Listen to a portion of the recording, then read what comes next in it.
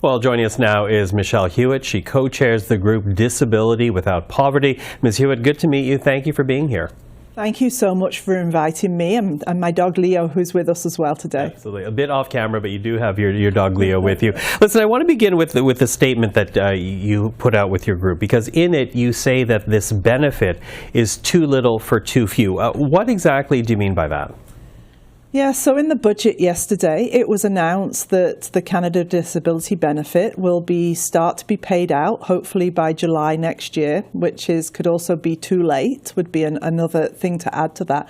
But it's going to have a maximum of $2,400 a year, so $200 a month. Maximum. So that's the too little. The aim of this bill, of this legislation, was to lift disabled people out of poverty. $200 does not lift any disabled person out of poverty that currently needs a provincial or territorial welfare assistance payment to live on.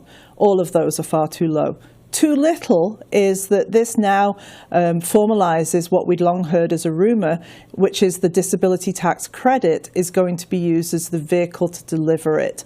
And currently, in the age range that this benefit is intended for, working-aged disabled people, there are 300,000 people on the disability tax credit out of a total amount of that we think is around 1.5 million people who live in poverty in that bracket. So 300,000 people, the government said in the budget documents yesterday that they intend to double that to 600,000, and they've set out a mechanism that they think will make that happen. But that still is less than half of the people who should be receiving this benefit when it eventually happens. Mm-hmm. Okay, let's break that down a little bit, because there are two layers there. But let's begin first and foremost with the amount. And as you say, roughly it will work out to about $200 a month. But the federal government, you just heard Kamal Khera, the minister responsible for this portfolio, she echoes what we have been hearing, that the federal government believes this benefit is essentially meant to supplement provincial and territorial disability benefits, not replace them. So how would you respond to that kind of pushback? So currently, there is no provincial territorial benefit that lifts disabled people above what's known as the deep poverty threshold line. So that's roughly 2/3 of the poverty line. The intent of this bill, yes, was to supplement those provincial and territorial payments. But if the gap between where those payments are at and the poverty line is so great, and the government set out to lift people out of poverty, the lifting has to be heavier. It has to be more than $200 a month. So how much money do you think this benefit should have been? If it's meant to lift people above the poverty line, what exactly are you looking at as a dollar figure? Well, I come from BC. The poverty line in Vancouver is roughly $2,300 a month. BC currently has a disability assistance payment of just over $1,400 a month. So there's a $900 gap there, of which we just had $200 put to it.